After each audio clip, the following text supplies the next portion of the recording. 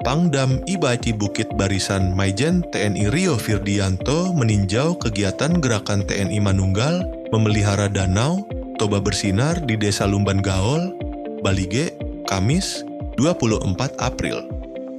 Kegiatan ini fokus pada pembersihan eceng gondok di pesisir Danau Toba, melibatkan personel TNI, pemerintah daerah, dan masyarakat. Turut hadir Bupati Toba Pak Effendi Napitupulu bersama para bupati dari wilayah sekitar Danau Toba sebagai bentuk komitmen bersama menjaga kelestarian lingkungan. Selain itu, Pangdam juga menyerahkan bantuan sosial kepada warga sebagai bentuk kepedulian terhadap kesejahteraan masyarakat. Aksi ini diharapkan dapat meningkatkan kesadaran masyarakat untuk menjaga kebersihan dan memperkuat semangat gotong royong bersama TNI.